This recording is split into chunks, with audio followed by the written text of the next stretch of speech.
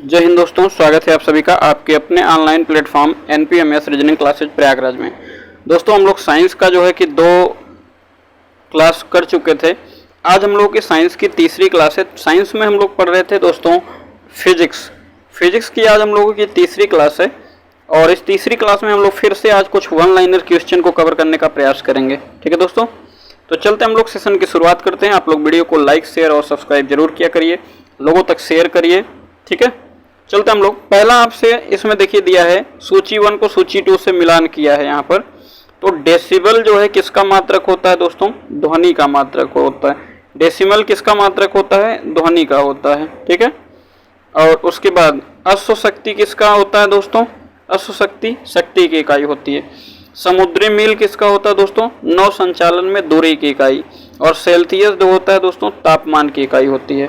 ठीक है, चलते हम लोग आगे देखते हैं। अगला आपसे क्या कह रहा है? अगला क्वेश्चन आपका है, इसमें कह रहा है एक व्यक्ति जिसका पृथ्वी पर 62 किग्रा भार है और उसका भार चंद्रमा पर लगभग 10 किग्रा होगा, तो अंतरिक्ष में उसका भार क्या हो जाएगा? तो ध्यान रखिएगा, अंतरिक्ष में उसका भार कितना हो जाएगा? 0 हो जाएगा। ठीक है, नेक्स्ट क्वेश्चन आपसे कह रहा है कि जेट इंजन ऑक्सीजन की आपूर्ति उड़ते समय प्राप्त करता है, तो ऑक्सीजन उसको कहाँ से मिलता है दोस्तों? तो वायुमंडल से मिलता है। जेट इंजन को ऑक्सीजन वायुमंडल से मिलता है उड़ने के बाद। ठीक है, अगला सवाल आपसे कह रहा है कि एक युक्ति जो इलेक्ट्रिकल ऊर्जा को यांत्रिक ऊर्जा में बदलती है, तो इलेक्ट्रिकल ऊर्जा को यांत्रिक ऊर्जा में बदलने का काम कौन करता है? विद्युत मोटर करता है, जो इलेक्ट्रिक ऊर्जा को यांत्रिक ऊर्जा में बदल देता है। इस पर हम अभी ऊर्जा का कन्वर्टर जो है, इसको हम आपको कौन किस में बदलता है, एक हम आपको उसका ग्रुप दे देंगे अगली क्लास में। ठीक है, अगला क्वेश्चन आपसे कह रहा है कि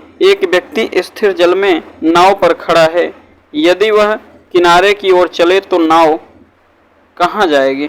दोस्तों ध्यान रखिएगा, ऐसी स्थिति में आप इसका प्रयोग भी देखे होंगे, बट उस समय आपने इसको एनालिसिस नहीं किया होगा। आप कभी ऐसी स्थिति में रहेंगे तो ध्यान रखिएगा, वो नाव जो है किनारे से दूर की ओर आगे बढ़ना शुरू कर देगी। ठीक है, फिर से देखिए, सुमेलित करने के लिए आपको यहाँ पर सुमेल करके दिया हुआ है। इसमें आपसे कह रहा है कि एक तरफ उपकरण दिया हुआ है, एक तरफ ऊर्जा का रूपांतरण दिया हुआ है। देखिए, इसमें आपको हमने थोड़ा बहुत दे दिया है, बाकी हम और आपको देंगे। विद्युत मोटर का काम क्या होता है? विद्युत ऊर्जा को यांत्रिक ऊर्जा में बदलना। उसके बाद आपको यहाँ पर डायनमो किसका काम करता है? यांत्रिक ऊर्जा को विद्युत ऊर्जा में बदलता है। उसके बाद मोमबत्ती का काम क्या है? तो रासायनिक ऊर्जा को प्रकाश ऊर्जा में बदलता है। उसके बाद माइक्रोफोन का काम क्या है दोस्तों? तो माइक्रोफोन का काम है ध्वनि ऊर्जा को किस में बदल देना? विद्युत ऊर्जा में बदल देना। ठीक है, उम्मीद करता हूँ आपको सेशन अच्छा लग रहा होगा। प्लीज़ आप लोग लाइक शेयर जरूर किया करिए। ठीक है दोस्तों, चलें वीडियो को पूरा देखिएगा, अच्छा लगेगा आपको, आपके काम की चीज़ें हैं। अगला आपसे क्वेश्चन कह रहा है कि पानी से भरे एक बीकर में बर्फ का एक टुकड़ा तैर रहा है। जब संपूर्ण बर्फ पिघल जाएगी तो क्या स्थिति होगी? तो ध्यान रखिएगा, पानी की सतह अपरिवर्तित रहेगी।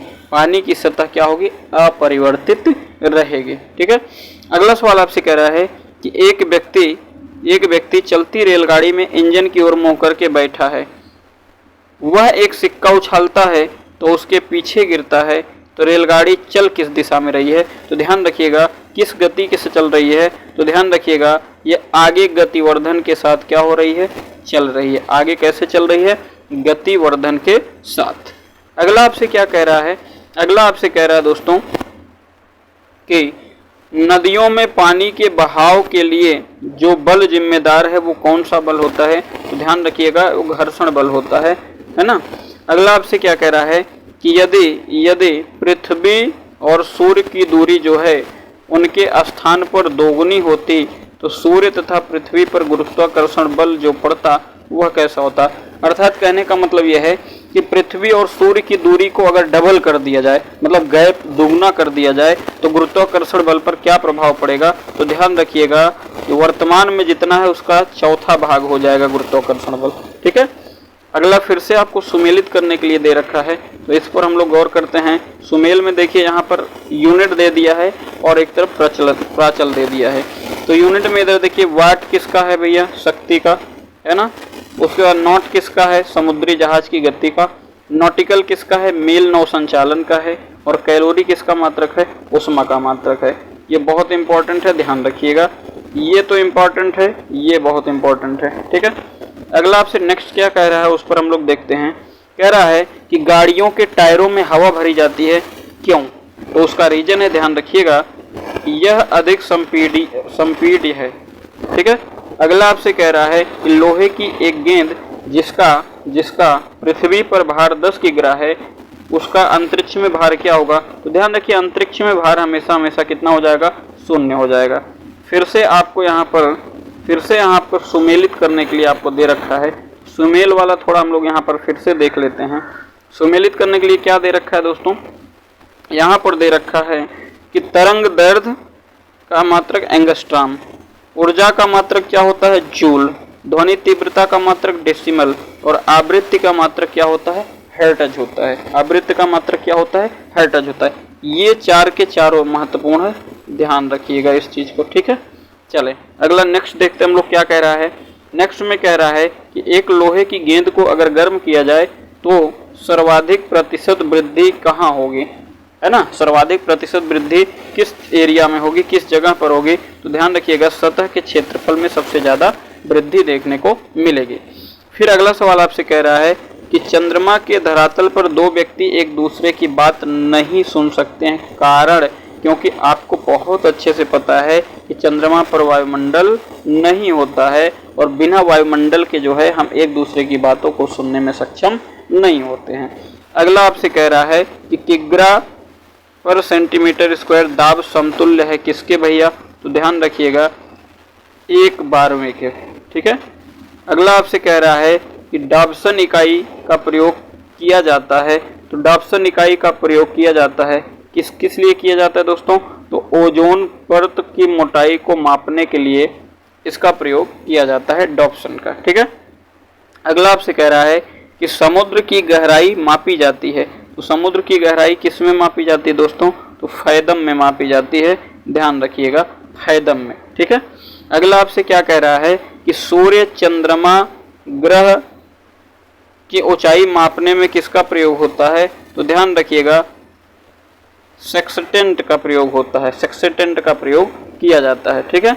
अगला आपसे क्या कह रहा है दोस्तों, उस पर हम लोग देखते हैं। अगला आपसे कह रहा है कि आइंस्टीन के E बराबर mc² समीकरण में C किसका द्योतक होता है, मतलब C किसके लिए रिप्रेजेंट किया जाता है? तो ध्यान रखिए, C रिप्रेजेंट करता है प्रकाश की गति को, ठीक है। अगला आपसे कह रहा है कि भौतिकी में चतुर्थ आयाम का परिचय दिया जाता था।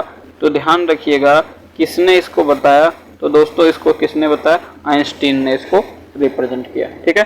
तो दोस्तों आज की वीडियो में बस इतना ही हम रखेंगे, मुलाकात करेंगे आपसे किसी नेक्स्ट वीडियो में। और आप लोग प्लीज़ वीडियो को शेयर करिए, लाइक करिए, सब्सक्राइब करिए। आप लोगों का रुझान थोड़ा कम दिखता है तो थोड़ा सा हमको डिमोटिवेट होना पड़ता है। प्लीज़ आप लोग शेयर करिए, लाइक करिए और वीडियो को पूरा देखिए, आपको यहाँ से सवाल जरूर मिलेगा, ये मेरा आपसे वादा है, ठीक है। तब तक के लिए दोस्तों जय हिंद, जय भारत।